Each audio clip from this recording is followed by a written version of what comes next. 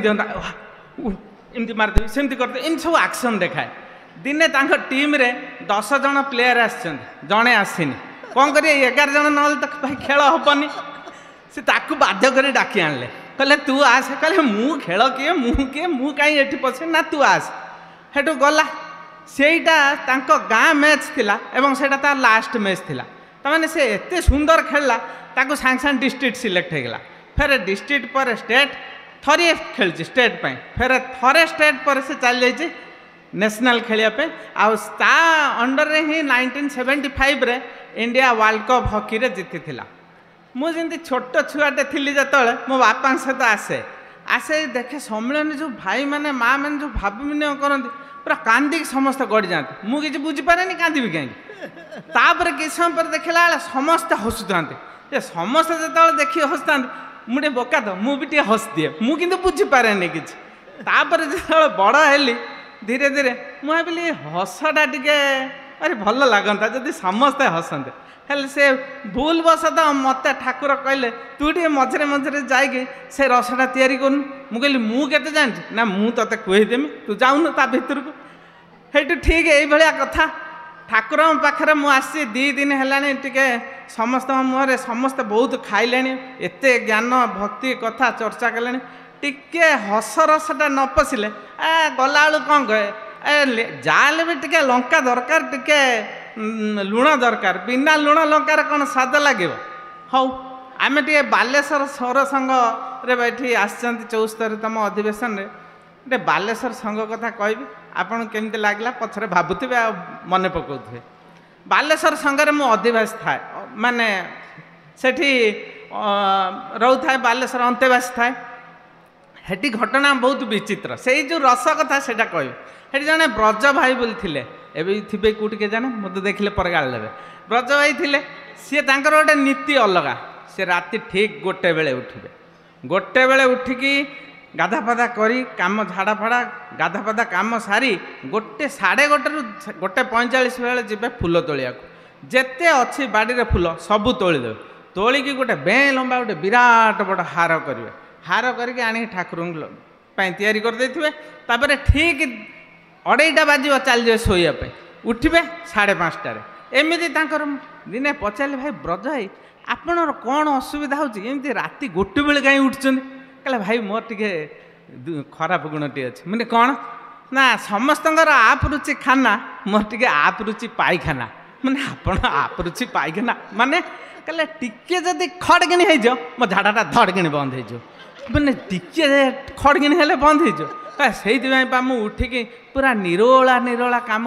त्याग सार दे आसुची मैंने कि त्याग ना मल त्याग मैंने हौ है ना फुलहार करदे मोर बढ़िया निद मुझे शोपड़ी दिने एमती कौन कर राति 1:30 जाकि फुलहार तैयारी करदे जाऊँच फूल तोलिया ठीक बालेश्वर संघ पछपटे डीएफ क्वार्टर तार गोटे गुआल गोटे गुआल अच्छे गुआल भितर 4टा जर्सी अच्छे हेटू ये जाइए गुआल पाखे गोटे विराट बड़ स्थल पद्म गछ अच्छे ये तार चढ़ीगले सबुदिन चढ़न तार अभ्यास अच्छे चढ़ार भय कहीं करिए चढ़ीगले देखिले से आंकुड़ा आने भूल जाइए आना मन पड़े बापड़कर आउ से दिन मन ना आंकुड़ा आने से जम्प मारे थे हेलानी टिके जम्प मारे हेलानी आउ टे जम्प मारे हेलानी आउ टे जोर कि जम्प मारे सत हाथ में स्थल पद्म तलटा फांका माने तल पूरा भांगी जाइए पूरा भूस किणी गली जाइए भितर को देहटा पूरा तांकर सबुआड़े लोम पूरा चिरी जाइए से आदबेस्टस लगी धरिकी अच्छा धरिकी डाकुंट धीरे धीरे कान्हू भाई एबे जी आसी भाव विनिमय कर सका कान्हू भाई धीरे धीरे डाक सेपटे डीएफ आसे बंदूक धरिकी आस मारद कान्हू भाई तार जाइए परीक्षा करने ये निस्तब्ध रात्रि रे ये शब्द कहीं झरी आसुच ये कौन से अतृप्त आत्मार नुहे तो जो पड़ा सहजीवती बाल्टी बाल्टी फोपाड़ देखे दौड़िले भितर थी गोटा पुणी थरुंट किए से ये कौन धीरे धीरे एत राति मत डाकुची एने डाकुची सेपटे धीरे धीरे सब सी जमी खड़खाड़ करके पलैले सी चुप हो गले कहले कुआड़े कौन है सी कौन आवाज आसला मत धरिया को आसली सेपटे शब्द आस 5-10 मिनट गैप पर कान्हू भाई କାହ୍ନୁ ଭାଇ ସେ ଭୟରେ ତାର ତ ଅଧା 1 କରିକି ଆସିଥିଲା, ଆଉ କ'ଣ ହେଇଥିବ ମୁଁ ଜାଣିନି। ସିଏ ତାର ବହୁତ ସମୟ ରହିକି ଥରି ଥରି ଆଉ ଜଣ ଡାକୁଛି, ଭାଇ ଟିକେ ଉଠନି, ଧୀରେ ଧୀରେ କ'ଣ ଶବ୍ଦଟା ଆସୁଛି ଟିକେ ଶୁଣନି। ସିଏ ଉଠିକି ଶୁଣିଲା, କହିଲା କାହ୍ନୁ ଭାଇ ଭାଇ ଶୋଇପଡ଼, କବାଟ ଖୋଲନି, ଖୋଲିଲେ ଅସୁବିଧା ହେବ, କିଏ ଥିବ କ'ଣ ନାହିଁ। ଇଏ କହିଲେ ନା ଏମିତି ଶବ୍ଦଟା। ସେଠୁ ଧୀରେ କିଣି କହୁଛି, ଭାଇ ମୁଁ ବ୍ରଜ ଭାଇ। ବେ ବ୍ରଜ ଭାଇ ଏଇଠି ଶୋଇଥିଲା, ଏଇଟା ଗଲା କୁଆଡ଼େ? ଏଇ ଫୁଲ ତୋଳିବାକୁ ପଳେଇଛି, ଆଉ ଯାଇ ଖୋଜାଖୋଜି କରି ଦେଖିଲା ବେଳୁ ବ୍ରଜ ଭାଇଙ୍କର ତ୍ରିଶଙ୍କ ଅବସ୍ଥା, ହାତରେ ଧରିଛି ପଦ୍ମ, ତଳେ 4ଟା ଗାଈ ଶିଙ୍ଗ ଟେକି ଉଠେଇଛନ୍ତି, ଖସିଲା ମାନେ ଫୁଟେଇ ଦେବେ। ଇଏ କରିବ କ'ଣ? ବହୁତ କଷ୍ଟରେ ତାକୁ ଟେକାଟେକି କରିକି ଆଣିଲେ, ତାକୁ ସ୍ୱସ୍ତି କଲେ।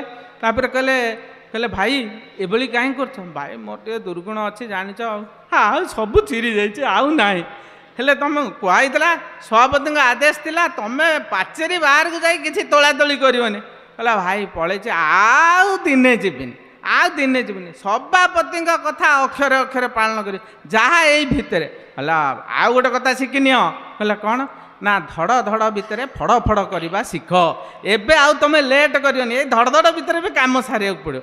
ଆଉ ଜଣେ ଆମ ସାଙ୍ଗରେ ଥିଲେ, ତାଙ୍କ ନାଁ ମନୁଆ ଭାଇ।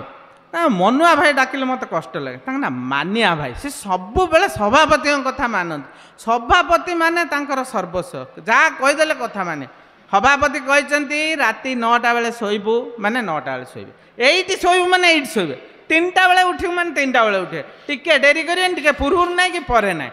ଦିନେ ପରିଚାଳନା ମିଟିଂ ଚାଲିଛି, ହେଲେ ତାଙ୍କ ତ ସଭାପତି କହିଛନ୍ତି ସେଇଠି ଶୋଇବାକୁ। ଆସିଲେ ମଶାଟା ଟାଙ୍ଗିଲେ, ଏମାନେ ଯାଇଥିଲେ, ଭାଇ କ'ଣ ସଭାପତିଙ୍କ ଆଦେଶ 9ଟା ହେଲେ ଶୋଇବି, ହେଲେ ମଶାରୀ ଟାଙ୍ଗୁଛ ଭାଇ, ଏଇଠି ବା ମିଟିଂ ଚାଲିବ। ଭାଇ ସଭାପତିଙ୍କୁ ଫେର ପଚାର, ଯଦି ସଭାପତି କହିବେ ମୁଁ ଆଉ ମଶାରୀ ଟାଙ୍ଗିବିନି। ଗଲେ ଫେର ସଭାପତିଙ୍କୁ ପଚରା ହେଲା, ସଭାପତି କହିଲେ ନା ତମେ ଟିକେ ଅନ୍ୟ ଜାଗାରେ ଶୁଅ, ଆଜି ଏଠି ଆଉ ଶୁଅନି। ସେଠୁ ସେ ଗଲେ।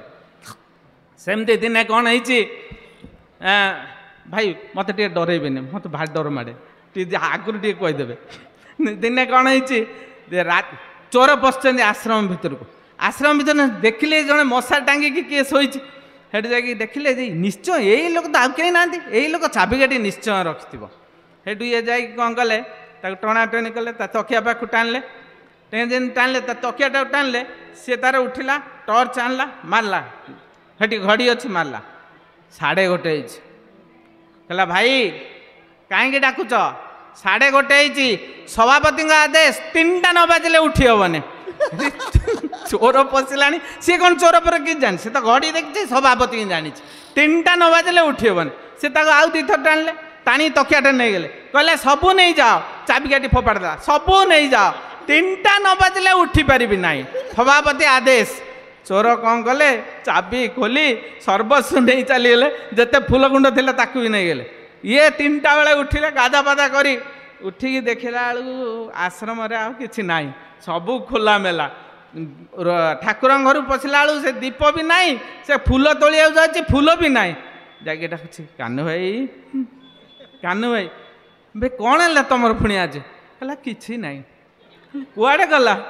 କହିଲା 1:30 ବେଳେ କିଏ ଡାକିଲେ, ମୁଁ ଭାବିଲି ଏଠି ଆଶ୍ରମରେ ତମେ ଡାକିଛ, ମୁଁ ଚାବି ଫୋପାଡ଼ି ଦେଲି, ସବୁ ନେଇକି ପଳେଇଛନ୍ତି, ସବୁ ମେଲା। ଆରେ ତମେ ଦେଖିଲନି ସିଏ କିଏ? ନା ଆଜ୍ଞା ସେଟା ତ ସଭାପତି କହିନାହାନ୍ତି, ସଭାପତି କହିଛନ୍ତି 3ଟା ବାଜିଲେ ଉଠିବୁ, ମୋତେ କିଏ ଡାକୁଛି କ'ଣ ଡାକୁଛି ଆଉ ମୁଁ କ'ଣ ଜାଣିଛି।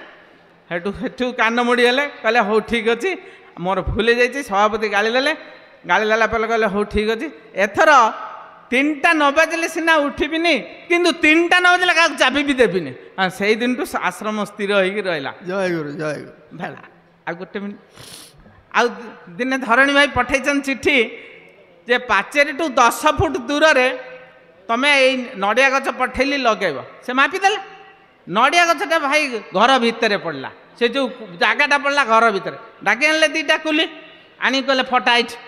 ଏଟା କାହିଁ ଫଟାଅ ନା ନଡ଼ିଆ ଗଛ ଲାଗିବ। ବେ ନଡ଼ିଆ ସଭାପତିଙ୍କ ଆଦେଶ, ସଭାପତିଙ୍କ ଆଦେଶ, 10 ଫୁଟ ଛାଡ଼ିଦେଲି, ମାପିଦେଲି, ଏଇଠି ଏଇଠି ହେବ ନଡ଼ିଆ ଗଛ ଲାଗିବ। ବେ ଘର ଭିତରେ କେମିତି ଲାଗିବ? ବେ ହେଟା ମୁଁ ବୁଝେ ନା, ଅବିଚାରେ ଆଦେଶ ପାଳନ। ସଭାପତିଙ୍କ ପାଖକୁ ଖବର ଗଲା, ତାଙ୍କ ବିରୁଦ୍ଧରେ ପ୍ରୋସିଡିଂ ହେଲା। ସଭାପତି ଭାଇ ହାତ ଯୋଡ଼ିଦେଲେ, କହିଲେ ଇଏ ଯେଉଁ ସାଧନା ପଥରେ ରହିଛି ଇଏ ସିଦ୍ଧ ହେଇଯାଇଛି। ठाकुर कहते अविचार आदेश पालनी किसी विचार करेनि आदेश केवल पालन कर जाने मु यही सब्जेक्टर साधक आ ये यही सब्जेक्ट सिद्ध हो जाइए भावुची आपण मान कथाटा केमती लगला आपण मैंने प्लस माइनस हिसाब करेंगे रही जय जय गुरु संभाषण द्वारा टी जन दिंतु केमती लगला जय गुरु जय गुरु।